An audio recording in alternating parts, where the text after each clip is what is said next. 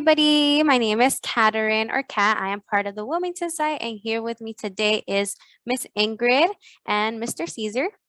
I am so happy to see all of you here. Thank you for joining. I know this was like a last minute presentation, but without without further ado, I want to begin and also remind you guys that we do have the What Are You Thankful For contest due. And we really want to see how creative you guys get, and we want to give you guys prizes. We're not just asking you to do this just like to waste your time, but we genuinely want to see what you are thankful for, and we also want to reward you for taking the time to do. So for this week, we are going to be talking about grades. So grades, they matter, and we're going to speak why they matter. Okay, so before we do that, I want to ask you guys a question. If you could be any superhero, if you could have any superpower, what would it be? Please put it on the chat. I want to see all you guys being active. What superpower would you, or if anybody wants to unmute themselves and say why, what superpower would be best? Let me see if I could get a hold of the chat. Okay. Caesar, what superpower would you choose? I think I would definitely choose controlling time. I would want to control time, either stopping, forwarding, backwarding, reversing, anything that's to do with controlling time. That way I could live. I would try to live forever, and if I regret a moment, I could just go back in time and redo it. Very nice, very nice. What about you, Ingrid? What superpower? I think I'm with. Can you hear me? Yeah, we can hear you. I think I'm with Caesar as well. There's definitely some things I would go back and change a little bit. Okay. I was saying earlier that I would choose either flying or like super speed. I've seen the Flash, and I think it's pretty cool, because he's even able to travel time because of how fast he is. So I think that's really cool. What about, I'm going to choose someone randomly. Let me see who's here. Heshua, I know you're here. What superpower would you choose? Put it on the chat or say it out loud, please. Let me see if you guys are paying attention. I know you guys are here. Oh, now me messing up already. Let me see. How do you go back? There you go. I don't know. Is Heshua here? Is he listening? Or I don't know if you guys want to choose someone, Caesar or Ingrid.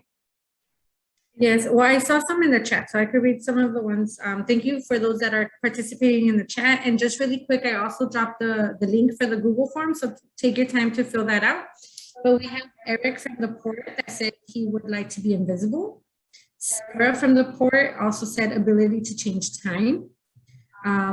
Wada Shell says not ever being tired. I think I would like that one too. Maya shared and said being able to refill anything or fly. And Melissa said, I would say flying because it seems really cool and I could feel like time can work out as well. But I'd like to mess with the future, but I don't know if that just happens in movies. And someone else using the port Syra laptop said to control time and to be super intelligent. You are already super intelligent, so you have a superpower. Yesenia shared jump high so she can drink on everybody. Sounds like Yesenia's I was athletic, to be honest, but that could be a superpower to some of you all. I'm not very athletic, but just. All righty. Thank you for those who shared today. Sorry, Kat. And then I'm gonna let Kat take over. Yes, that's super cool. I think it's very interesting, like listening to these answers, because you get to see why people choose a certain superpower. Like earlier I was like invisible, so I could creep up on Karina to see what she's doing, and she just started laughing. Just like different things, we can do with different superpowers. But thank you for joining. Now we're gonna continue with the presentation. So why college? So we've been learning throughout the different weeks about colleges, majors, just different aspects of school. And today we're going to learn about different things. So first, we're going to start with why college. So reason number one, every bit of education you receive after high school increases the chance of higher pay. College graduates tend to earn a lot more money during their working years than people who stop their education at high school.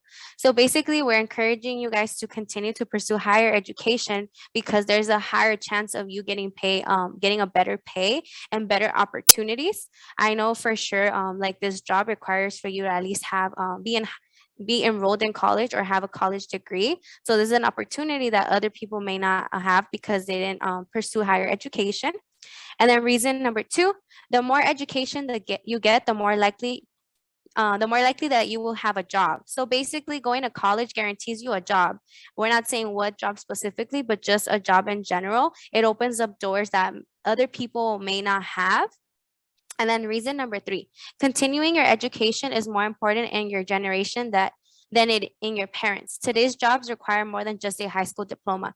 So as we continue, to progress, they're asking for more jobs are requiring more things. Like before, even like maybe in your parents' generation, you didn't even have to graduate high school because it was nearly impossible, especially if your parents come from other countries, like they grew up like in farms or like in those like rural countries versus now that we have a lot of like opportunities. Now they require more things and they ask for more than just a high school diploma. I was just explaining this to my brother because he was like saying how it's so easy to get a job with a college degree, and I'm like, no, like jobs are requiring more now. Like even a bachelor's is like I have to continue to my master's now. So these are things that we have to keep in mind. And then reason number four, education beyond high school gives you way more benefits. So something that I remember my middle school teacher always telling me is that knowledge is power. And I never really understood that, but now I do. The more you know, the more people are more likely people want you in their field. They want you in their jobs because they want someone that is like intelligent, that brings new ideas, that is open-minded, creative. So yeah, so that's why we should choose college because it opens up doors for you all, doors that you may not even think about right now, but in the near future, you will be able to see like what opportunities are available to you. Like for example, me working here at the Boys and Girls Club, when I was in high school, I would have never like even imagined the Boys and Girls Club.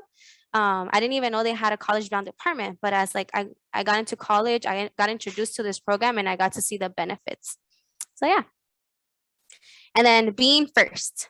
So being the first, everyone loves the first man on the moon, the first African American president, the first impression.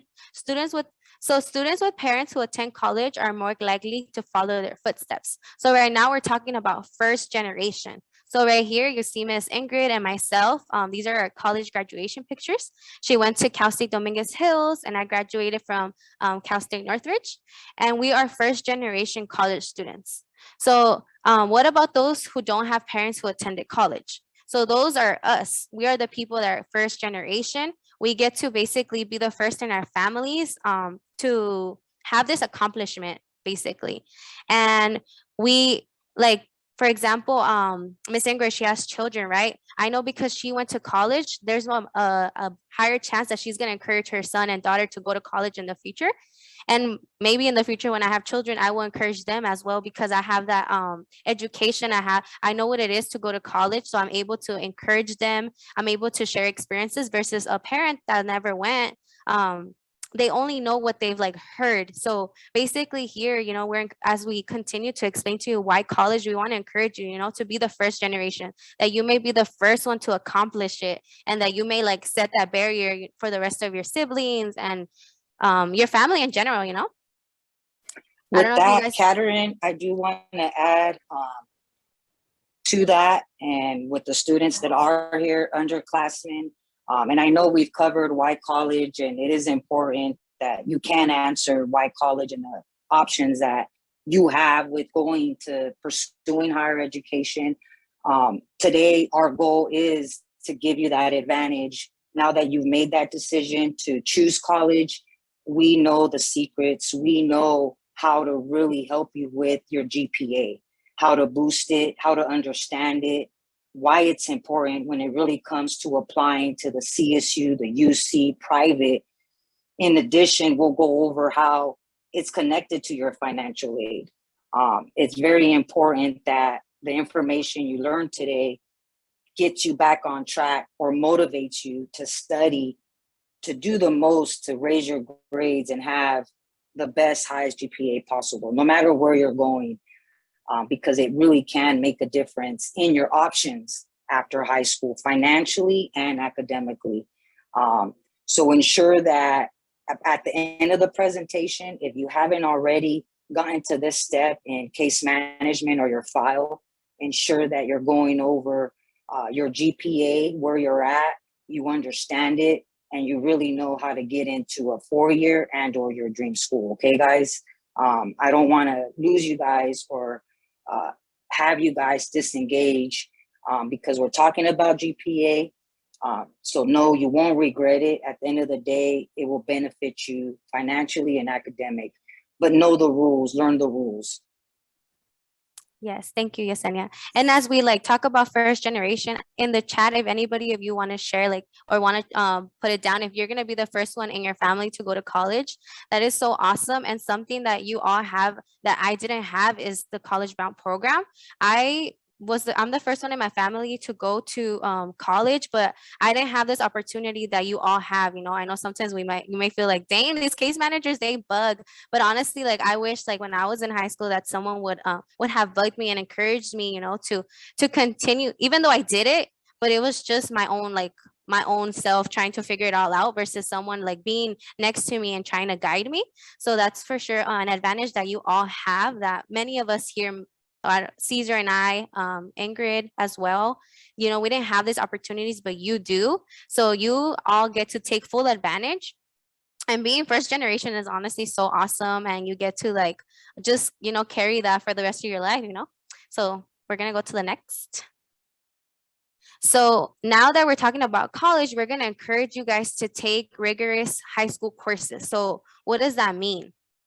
So basically, you know, a lot of us, we don't even know what classes to take. When I was in high school, I didn't know what classes were needed. I didn't know if I was just taking whatever the counselor told me to take, and I wasn't aware that there was different categories and that colleges were looking at different types of courses depending on my major.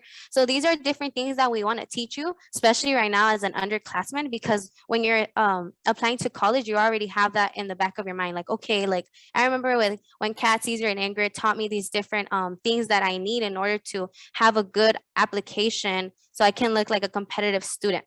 So college admissions are looking at your transcript.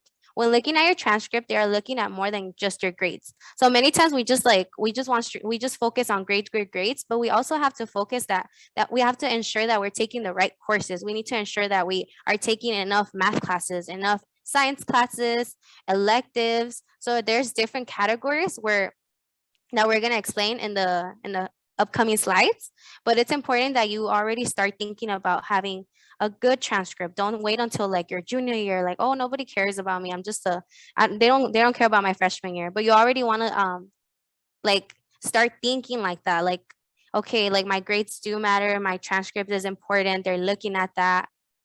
And they're looking for evidence that you are an ambitious student with skills needed to persevere in a rigorous academic setting. So basically, if you haven't challenged yourself, maybe AP courses is a little too much. Maybe challenge yourself with taking honors. So right now, as you're a sophomore or a junior, you're able to take these classes, take these opportunities that introduce you to courses that other schools don't even have the opportunity to take. Some schools don't have the ability to take AP classes. So you have that advantage. And also when you pass that test, you're able to get college credit. And then many first-year college students find out that the transition from high school academics to college is challenging because schoolwork is more difficult and more time-consuming. So as you start taking honors and AP courses, you're already starting to introduce yourself to college environments. Because in college, it gets a little bit more rigorous. You know, they're more demanding. They ask for more, but they know that you're there and you're willing and you want that. So you should take that extra step. And I don't know if Ms. Ingrid wants to add anything on that. Yes, I would like to add just taking the importance of the AP classes. So we know a lot of the time some students are in specific programs like maybe magnets or something like that, where it's already expected of them to take honors and AP. But then we have other students that are not part of those programs. Maybe the counselor, like Ms. Kat said, is kind of like, oh no, I don't think you can take AP classes, you know. But this is where, tying it back to a previous workshop, this is where your PSAT scores they test your AP potential. So if you scored high enough on those AP and those PSAT, sorry, you could use that and tell your counselor like, hey, self-advocate and be like, hey, this here is telling me I have AP potential, so I want to enroll in these classes. And if your counselor is not kind of giving you the day of time or kind of just brushing off, this is where you reach out to us, reach out to your parents, and we go and we advocate in addition to your self-advocacy. And also the importance of taking these honors and AP courses, tying it back to today's workshop with the GPA, is that they give you these extra honors points. They boost up your GPA. So you definitely want to do those. And most of those are done during your 10th and 11th grade. So my 10th graders and 11th grade graders now, take full advantage of these AP classes you're taking. And if you're in 10th grade and you don't have too many or you don't have any AP, maybe you have one honors, come check with us. We'll show you which of your honors classes are actually giving you those extra points. All AP classes give you those extra points, and just, we can kind of give you like I'll show a worksheet towards the end where you could calculate your GPA. We could calculate it with you. So if you're reaching for a specific GPA, we could work with you and be like, okay, look, if you take, all these courses, you're a 10th grader now, right? This is a hypothetical. If you take all these classes in your junior year where they're honors, APs, they give you those extra points, maybe those dual enrollment classes, we can have you and kind of give you that, kind of help you figure out what grades you would need to get and what classes you would need to be taking to get to the ideal GPA that you want for that school that you want to apply to. And, I'll continue more on the GPA in a little bit. So I'll let the rest of the presentation continue. Okay, and I believe Caesar will take over the next one. Or Miss Ingrid, I'm not sure. Hello, everyone. Thank you, Ms. Kat, for that. My name is Caesar from the Port. Happy Wednesday, everyone. I just want to continue on with what she was talking about. So now we're going to start focusing on transcripts and pretty much how transcripts tells a story. So colleges can tell more about you from your transcript than you think. So how are you performing in comparison to other students at your high school? Has your attendance been consistent? Have you become more or less motivated as a student? And are you challenging yourself? So that's why the transcript is honestly the thing that we base it or that CSU's base everything mostly off of. It tells you, like I said, all your grades from your 9th all the way to your senior year. It tells you, all the requirements, if you fulfilled them or not. And some transcripts, depending on your transcript, will tell you your class rank. But again, we will be talking about that more in a bit. Ms. Kat, if you can go on to the next slide, please. So absences. So first of all, we're going to start talking about absences. So many high school records your absences and tardies on your transcript, so colleges can see how consistently you are attending school. A pattern of absences or tardies may be a red flag. If you know this will stand out on your transcripts, think about writing a statement or having a qualified adult write one explaining the reason for your absences. So I know absences is a big thing in high school. A lot of people like to, ditch or like just not go to class in general, or just be like, I don't feel like going to that class, so they just just not go. But that's a really big deal. That's why I believe high schools have like this 7 absent like policy, where if you don't go to class at least seven times, I think you either get reduced a letter grade or you could be possibly failing. But just know that colleges do look at that. Not only does it absences tell you, how committed and determined you are to attending class, but it also sees whether you're on time and if you're there present. You can go on to the next slide.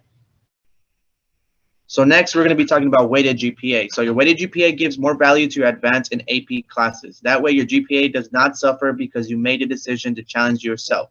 So not all schools calculate weighted GPAs on your transcript, and some schools only calculate weighted GPAs. So check your transcript to see what appears. So again, you guys, Ms. Kat and Ingrid and Yesenia already kind of touched up on GPA. Again, just know that on your transcript, it will tell you like 3 different GPAs depending on what school you go to. Usually it'll tell you your unweighted GPA, your weighted GPA, your LAUSD GPA, your UC-CSU GPA. So you'll have like about 4 to 5 GPAs. But just know that when you do apply to colleges like UC-CSUs, how they calculate your GPA is looking through your sophomore and junior year A through G requirements. So that's what they mainly focus on when talking about GPA. Just because they focus on sophomore and junior year doesn't mean that they don't look at senior year as well. They do look at senior year just to see whether you're continuing to challenge yourself or you're just slacking off. So Again, sophomore and junior is super important. That's the time where you really want to take all those honor and AP classes. Again, like Ms. Kat and Ingrid said, that it does give you a GPA booster. That's why we encourage kids to take honors and AP classes. But again, come talk to us because all AP classes do give you that boost, but there's some honor classes that don't. If you can go on to the next slide. So course rigor meaning difficulty. So your transcript will usually show the level of rigor of your courses. Obviously, difficulty meaning honors and AP classes. Again, we already talked about this, but AP and advanced classes will be noted so that colleges can see how you are challenging yourself. So again, like Ms. Kat said, nowadays a bachelor's isn't enough. Most people want to push to get that master's, and when it comes to going to school, it's the same thing. Schools want to see that you're really, trying, pushing yourself. To the limit, like trying as best as you can. So by that, I mean like taking a bunch of honors classes and AP classes. When they're looking at your transcripts or your academic resume, they want to see that you're well-rounded. By well-rounded, I mean that they want to see that you're having the grades, but not only do you have the grades, you have the determination by taking honors and APs. You have extracurricular activities. You're part of the club. You're giving back to your community service. You have a lot of service hours. So you just want to have a really well-rounded transcript. That's what they mean by course rigor, not only academically, but outside of just scholarly too. So a little funny meme here is I really want to try hard and get them good grades this term. And the teacher will be like, okay, well, for our assignment, we're going to have a 5-page, 6-page reading for your homework. And everyone's just like, oh, you always like, everyone always hates reading, but just know again, like, most of the honors AP classes will challenge you, will make you read a lot, make you do a lot of more assignments, but like they said, at the end of the run, it's gonna benefit you guys. I don't know if you guys can see my screen now, or my camera, but yeah. So just know that it's going to be super beneficial for you guys in the long run. And then Miss Yesenia did touch up about how grades will affect your financial aid.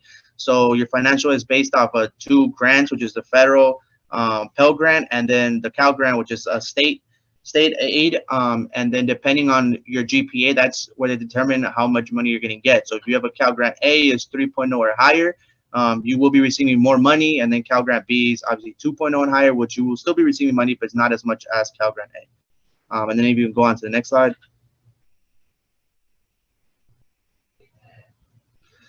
So class rank, just another thing too. Class rank is really big. Class rank allows colleges to see how competitive you are within your high school. This allows them to understand how you measure up compared to students who likely come from the same community and take similar courses. So again, not all high schools give out this information. Just know that I believe HTPA does. They're for any HTPA kids here in the presentation. I know your school is all based off of class rank. Knowing your class rank is actually really beneficial, but it could also be, bad too. Just because I know just from experience from the HTPA kids, all they ever talk about and stress about is their class rank. And that could lead to mental stress. I see a lot of them stressing mentally a lot because of their class rank. All they're doing is just comparing each other to other kids. So that could be really, really, really tough on the mental side. But just know that the class rank is a really good. It's really good to base yourself, just comparing yourself to everyone else and see where you are at. It could push you to motivate you to be better, try to outdo the person ahead of you so you can get ahead of the game. But yeah, we can continue on to the next slide. Electives. So real quick, schools look at your electives to get an idea of your talents and passions. If a student has been enrolled in GROTC for his entire high school career, so a college might expect them to have a deep commitment and interest in this area. So it says, I'm going to sit and do nothing. I know, like Ms. Kat said, most kids, freshmen, sophomore, junior, are like, oh, I don't have to do anything. I don't have to apply for colleges, so I'm going to just sit back and do nothing. But again, you really want to start as early as possible. Join the school club, start doing a lot of community service, start building networks, start, again, just being part of the community, because just know that when it comes to your senior year and you start applying and then you start realizing that all these scholarships, internships, schools are asking for everything you've done, and you realize that you haven't done anything, and then you're going to start stressing because you're going to be like doing everything last minute. So it's very important to start ahead. Again, taking electives, college notice that, because they, like, let's say I know a lot of kids here at Pola take welding. So college is going to be looking like, oh, maybe he wants to be a welder, So again, electives tell a lot about you. I know a lot of people just take electives just as an easy A, but just know that it could really lead to something really important. And next slide, I believe Ms. Ingrid will take over now. So I'm gonna leave it to Ms. Ingrid.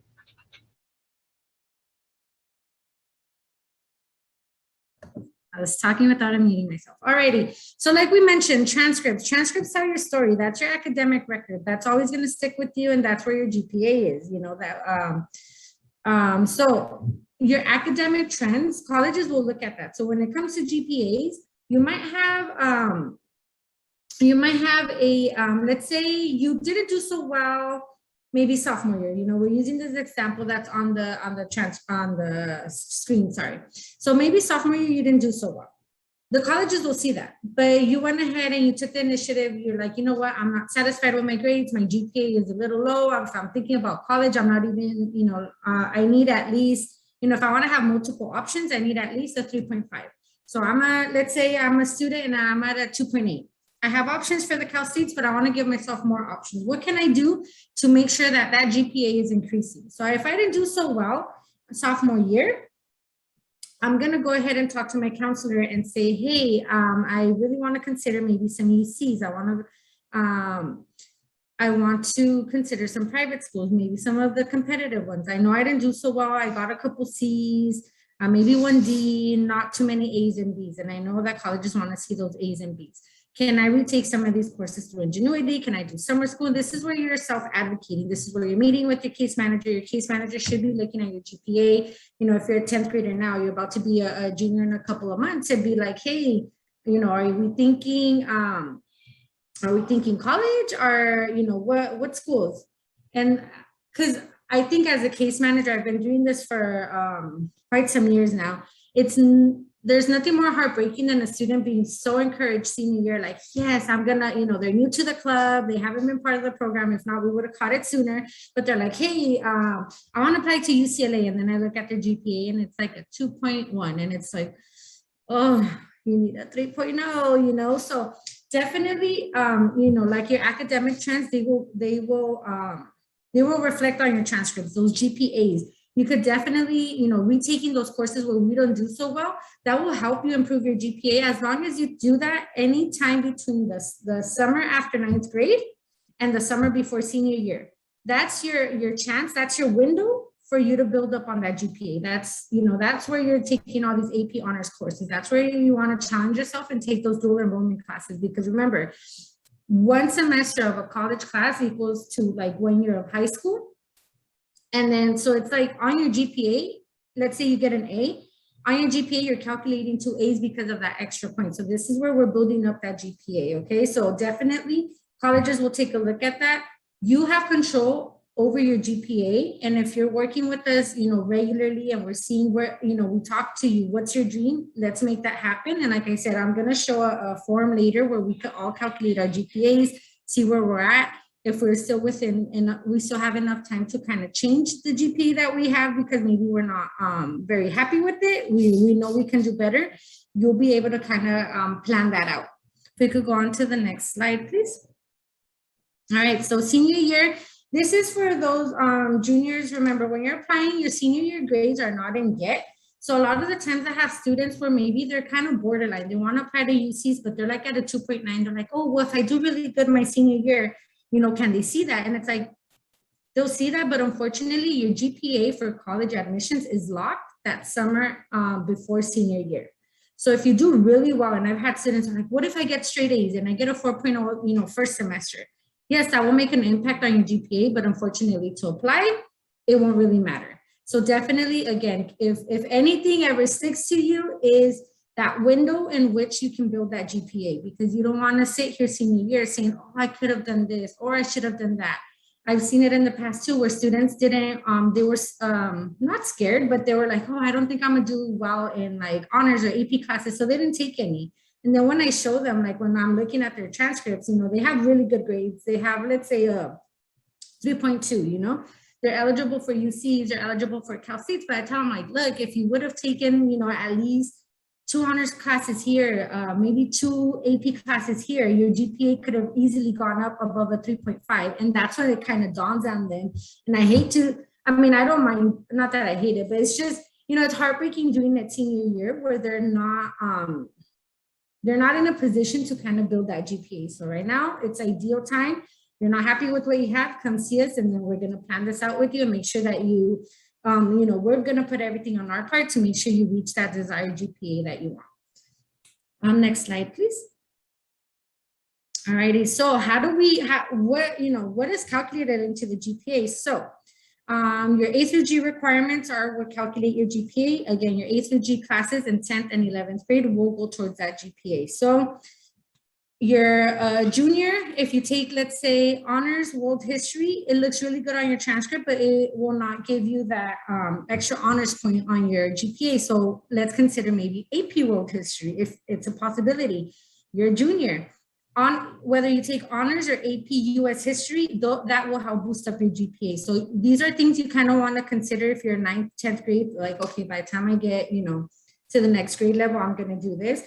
If you're a junior now, I don't know how much we can do just now, because you already started, we're almost done with this first semester, but maybe, I don't think it would hurt if you ask your counselor at least second semester to try to put in some honors classes. AP classes might be a little more difficult, but definitely let's advocate, let's ask and see what happens. English, your junior year English, if you take honors or AP, that will give you those extra points in your GPA. Math, I believe it's only, depending on your school, what math they offer, but it's like AP calculus, obviously. Honors, pre-calculus, honors, advanced math will give you those extra. I know a lot of students take, I'm gonna put my mask down, sorry.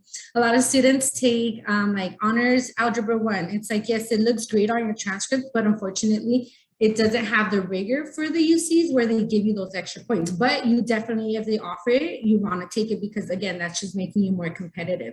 Your science classes, your AP, any AP science will give you those extra honors points and helps you build up that GPA. Your honors chemistry, honors physics, honors bio doesn't. So anything in the physical science with honors, they will give you those extra honors points.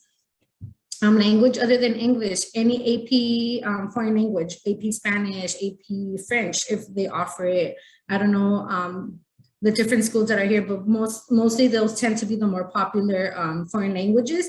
If they're honors, again, they won't give you those honors points, but again, it makes it look competitive. Your visual performing arts, that one you're very limited as to which ones could give you AP, but like maybe AP studio art, AP art history, AP art 2D. So there are a few AP classes. And then your additional course electives, that'll depend, but like, let's say your senior year honors economics, that'll help you build your senior year GPA, but definitely, let's take a look at it. I will show you, I know you've already seen the UC doorways, but just so you have a visual as to what I'm talking about and how do I know which honors give you credits and which ones don't, not credits, sorry, which honors give you those extra points and which ones don't. I'll show you how we know and how we're able to calculate that into your GPA once I'm able to share my screen after the slides. Next slide, please. Yes, I did.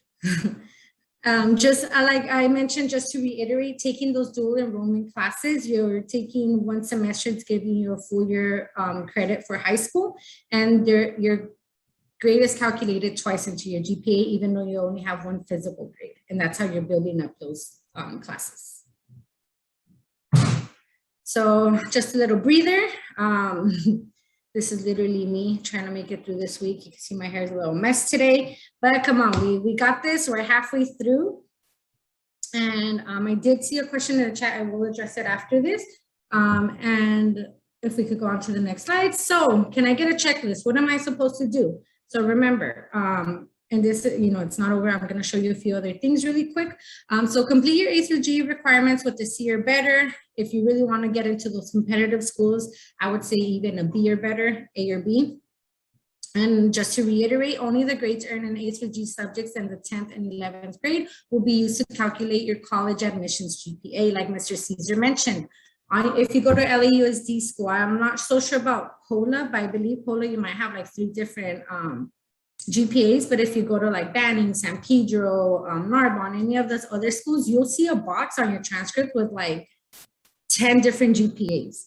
Each GPA calculates something different, and I'll show you a form right now into how they calculate it. So if you want to find out like what the difference is, because sometimes I have students where their LAUSD weighted is a lot, well, not a lot. It's a little higher than their UC or CSU GPA, and they're like, "Well, why?" And it's like, okay, your LAUSD weighted is counting all your classes, where those are only counting again your A through Gs. You also could see already your GPA for your financial aid.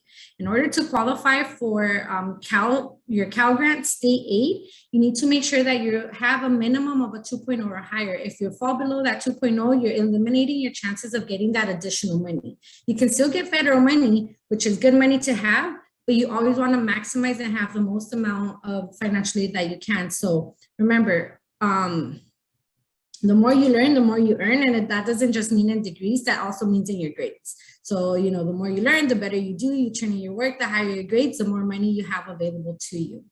Also, something to remember is taking those PSAT tests during your 10th and 11th grade to test that AP potential, to see, to validate that you belong in those AP classes, you belong in those honors classes. Those classes will help with your GPA. And just a reminder, it just depends.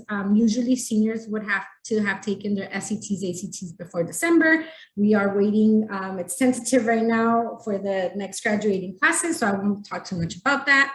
And, you know, just start looking at different colleges, campuses, start looking into what the average GPA, you know, the average student that is admitted, what's their average GPA? They have a minimum GPA, but then they also show you what the average GPA is. And you kind of always want to stick with the average GPA, because chances are if it's a more competitive school like a Cal State Long Beach, yeah, you could use a 2.5 to apply, but your chances of getting in will just increase the higher your GPA is. Same thing with the UCs. The minimum is a 3.0, but realistically, we want to strive for that 3.5, 3.6, 3.7 and above even, just to make yourself competitive. And take dual enrollment classes. They're free. You're getting those college credits. You're helping boost up your GPA. So take advantage. You don't even have to go to the college. You could take them simply at your club site. Right now, it's all been virtual. So even if you wanted to do it from home, you could, but you know, we always encourage you to come here so you have that support and pass your classes. Also, fulfill your local graduation requirements, and usually LAUSD for the most part now is aligned with the A through G requirements. So again, if you see that there's something off, or maybe, and this is for maybe my juniors, because I've been seeing it, you know, we, as I mentioned before, we've expanded to LA. I'm at a school right now where like seniors are not taking math. And I'm like, why aren't you taking the math? They're like, oh, well, my counselor said I don't need it. And I'm like, yeah, you don't, like you're done for high school requirements, but you're applying to college. Colleges want to see you take that 4th, 5th year of math. Like they want you to continue taking math. So luckily at the school that I'm at, they have this whole system, which is brand new. It's a 4x4 system where I'm telling them, okay, you don't have one this in the fall, in the spring, you need to ask your counselor and like kind of tell them like, hey, I'm applying to college. I need to take a math. I need to take a higher level math. So definitely, if you don't see a math, or you don't see a science in your classes, go talk to your teachers, because that could definitely affect you and make a difference in your GPA and your eligibility, okay? And I believe this is the last slide. I am gonna share my screen to keep talking to you, to show you guys what I was talking about regarding like those extra honors points, which classes give it, which classes don't give it. How can I calculate my GPA? Really quick, does anybody, maybe you could use like your little reactions. Who knows how to calculate their GPA?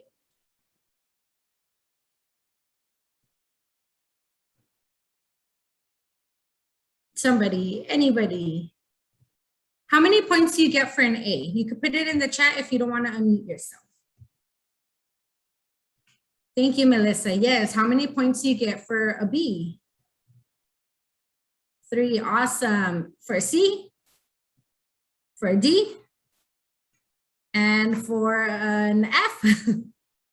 Alrighty, now if you're taking an AP class and you get an A, how many, what number are you calculating into that GPA of 4? Awesome, thank you, awesome. You guys got this. I know you've been working with your case managers. So let me go ahead and show you the UC doorways. Are you able to see my screen? Not yet, it's loading, sorry. Let me, I hope I don't get kicked out. Okay, there we go. I'm gonna turn off my camera. Hopefully that helps a little bit. So my thing doesn't freeze again like last time. Okay, so anyone in the chat want to give me a school? Because if I choose a school, you know. And Alan, yes, that was Apollo Alan. Yes, that was right. You get 5 if you take an AP class and you calculate it to GPA, you use 5 points. I guess on the chat. Awesome. Okay. Okay, so I'm just gonna, because it's, you know, I'm from the Wilmington side, it's the closest school to me. I'm gonna use Banning as an example to show you how, what I'm talking about, those certain honors classes, those certain AP classes that give you those courses. All your sites should have these printed, these, you know, this list printed in your, at your club site. So you could get one for your school, you could highlight it. It should be in your file if you've been meeting with your case manager. So you could kind of keep track and see which classes give you those extra honor points. So when I'm talking about those extra honors points, I mentioned AP because those are the easiest. Like I said, all AP classes give you those extra honors points. If you go on this website or if you have the printed out version, you'll see on the side these classes here that have a star. These, so again, if you get an A when you're calculating your GPA, you're going to give yourself 5 points over the 4. If you get a B, you're going to give yourself 4. So it's technically like you're calculating an A, even though you got a physical B. So this is where, you know, it helps you to have these extra points. It helps build up that GPA. This is how you hear those students that have like a 4.7. You're like, wait, I thought it was out of a 4.0. These extra classes allow them to go above that 4.0.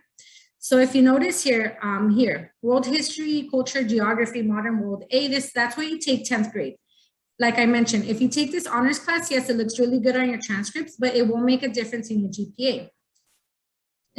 But like I mentioned, any US history you take, whether it's honors or AP, will give you those points. So regardless if they give you the points or not, always challenge yourself, take honors, but you want to make sure that most importantly, junior and, you know, sophomore and 10th grade, no, that's the same grade.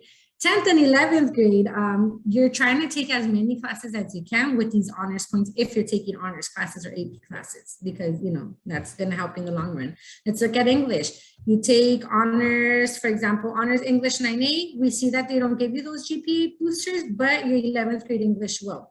Your AP English will. And you could check this for every single school. So I use Banning as an example, but if we go back, we could check, let's check San Pedro, right?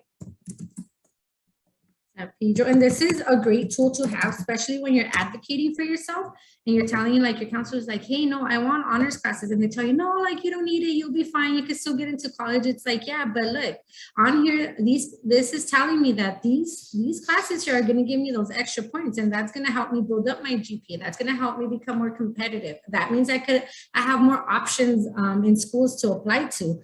So, you know, this is San Pedro High School. You can see that it's very similar to Banning, which classes are giving them those extra honor points and all that good stuff. I hope I'm not confusing anybody, but, you know, you always want to look for these, especially when it's time towards the end of the year where they're like, okay, we're going to give you a list of classes. Tell me what you want to take next year. You always take this form with you. Hopefully you have this in your backpack. And if not, have a case manager leave the copy that they have in your file, but have a copy with you at all times. So when that time comes to pick the classes, you kind of could already make your own notes, circle and be like, okay, I'm taking you know, Common Core Algebra 2. Next year, I have the option to take advanced math or pre-calculus so I can, you know, boost up my GPA. I'm a 10th grader and I'm taking biology right now. I'm like, okay, next year, they're probably going to give me chemistry because that's usually the sequence they follow. Should I take regular chemistry or honors chemistry? Oh, honors chemistry gives me the extra point. I want to apply to UCLA, so I'm going to ask for honors, you know, honors chemistry. So definitely use this as a tool to help you build your GPA. Like I said, you have to learn how to advocate. We'll teach you how to advocate for yourself. And even when you're advocating for yourself, you're not getting the answer that you want. This is where you reach out to us. And this is where we, as you know, like we like to call your educated parents can go if your parents are unable to go, or maybe your parents are going and they're not listening to them. A lot of the times we have seen that. So definitely, you know, use us. We're here for you. We're here to teach you how to self-advocate, but we're also here to advocate for you. Now, I also wanted to share the form with, we're towards the end. I did want to share the form that I was talking about. We can have this as an activity, as a follow-up with the case manager, make your case manager appointments. Let's see. I hope this looks familiar to all of you. It should be in all of your files. And if it's not filled out, like I said, take this time to set those case management appointments so we could fill that out. It tells you literally how to calculate each GPA. What goes into a cumulative GPA? What goes into the UC CSU GPA? What goes into the financial aid? How do I calculate that? Because like I said, on your transcripts, you're going to see very different GPAs, and they're all going to range like from, you could have in one section, you can have a 2.7, but here you might have like a 3.2. And you're like, wait, why is that happening? It tells you here based on how you're calculating and what classes you're calculating into that. And if you are a student athlete, how to calculate the NCAA GPA. Can anybody in the chat really quick tell me what's the minimum GPA for NCAA? Does anyone know the magic number? If you want to play sports in college, and you want to go, through the actual college team, what GPA should you be having? Somebody, anybody. I know someone in here knows it. Okay, I'll give you a hint. Think of Michael Jordan.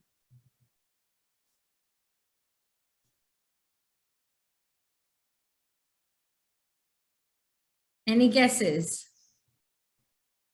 Okay, I guess no one wants to guess. So if you want to be a college athlete, you need a minimum of a 2.3 GPA. But are we going to do minimums? No, we're always going to go above and beyond. So if you ask me, I'm going to tell you 2.5 because I don't want you, jeopardizing and being really close to that 2.3, 2.2. So college athletes, 2.3 GPA or above. If you ask me, I'm going to say 2.5. So again, it tells you, you're like, I want to calculate, I'm a sophomore right now. I'm aiming for UCLA. The average GPA for UCLA admitted student is, and I'm just throwing this off the top of my head. I wish I actually had the numbers, but I'm just going to say like a 3.9, right? I currently have a 3.3. So what can I do in order to go up to that 3.9? Again, we'll do a hypothetical thing where I'm like, okay, if you take these honors classes, the AP classes, let's calculate, you get an A in these classes. This is how many A's and this is how many B's you need to get to that ideal GPA.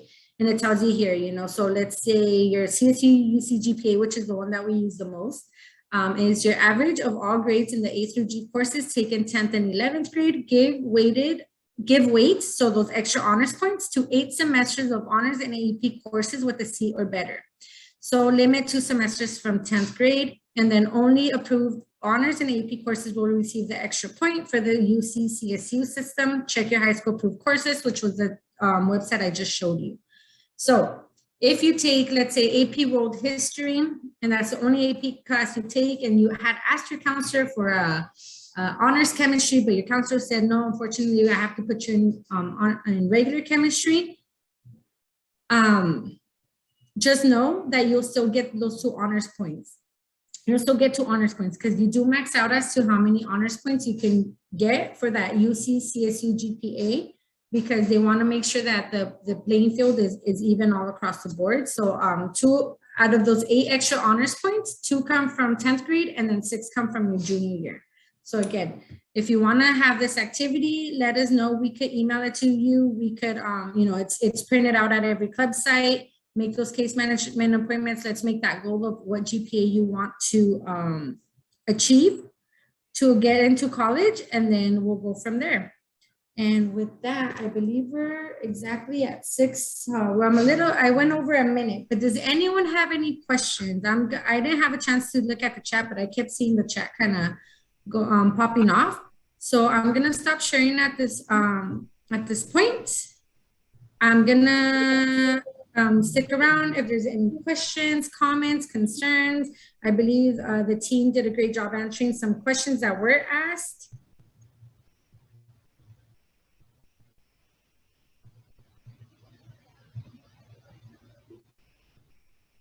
Okay. think the questions were answered, but does anyone have any questions? I know this, you know, when we're dealing with numbers and GPAs, and I have like 5 different GPAs, I don't even know what I'm doing. It could get very confusing, but that's what we're here for. That's what we're trained to do. So, you know, you don't know where your GPA is. Maybe you go to a school where your GPA is not on your transcripts for whatever reason. With this form that I just showed you, you could follow the instructions and calculate your own GPA, and you could have a case manager be like, hey, I try to calculate my GPA. Can you verify that I did it correctly? And then we could go over it with you as well. But Hey, Ms. Ingrid, real quick. Yeah. Ms. Ingrid, I have a good question for you. How do you calculate GPA for the kids that are taking college courses? Like, let's say LAHC. So like I mentioned, on your A through G form in your file, what we do, how we use this form that we have here. And like I said, you get, even though you have 1 physical grade, we count an extra grade for that booster. There's also the Cal State website, which I'm gonna pull up really quickly and share, where if you don't wanna do the paper form, they literally have it available for you. CSU calculator. I'm gonna show you how you can do it, you know, even easier online. Let me share my screen again.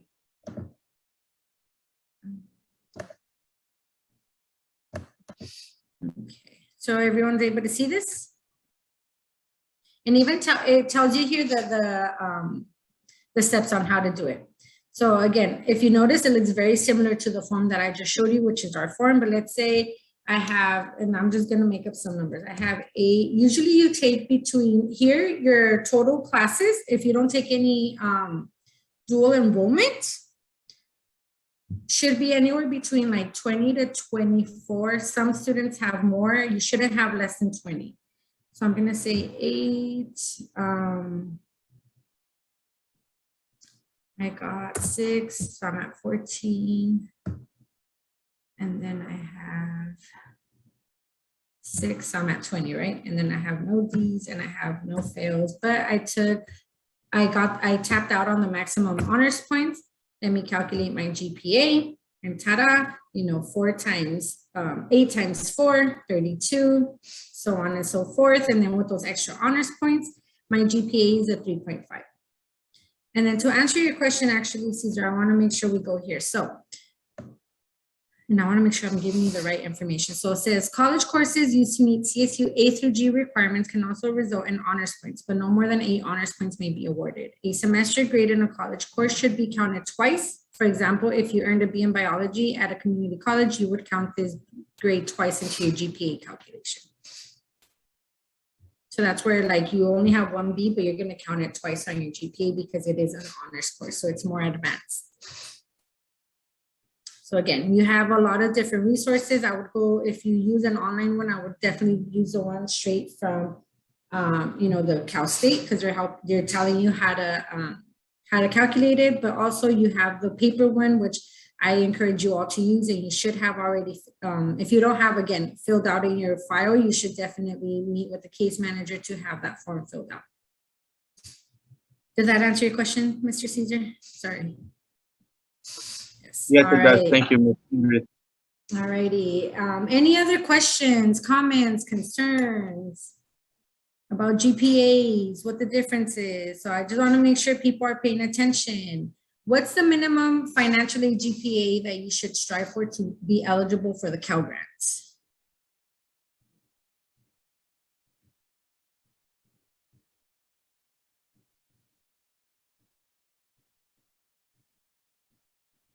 Looks like everybody's a little shy today. Mr. Caesar, what GPA should you have to qualify for the Cal Grant? Minimum. Ooh, we're about to test his knowledge. Just any Cal Grant or which one? Like the minimum to qualify for any Cal Grant. 2.0. 2.0, awesome, yes. The higher your GPA, the more options you have for Cal Grant. And remember, with that GPA and that Cal Grant, they will always give you the one that's gonna benefit you the most. So again, you always wanna strive for the highest. Without further ado, I want to thank you all for sitting here and listening in. I hope this workshop helped encourage you if maybe your GPA is not quite where you want to be you want it to be, to meet with us so we could make a plan to reach that GPA you want to achieve for college admissions. And with that, that's it for me. Thank you all. I don't know if Ms. Kat or Mr. Caesar want to say any last words. No, looks like we're good. Bye. Thank you all.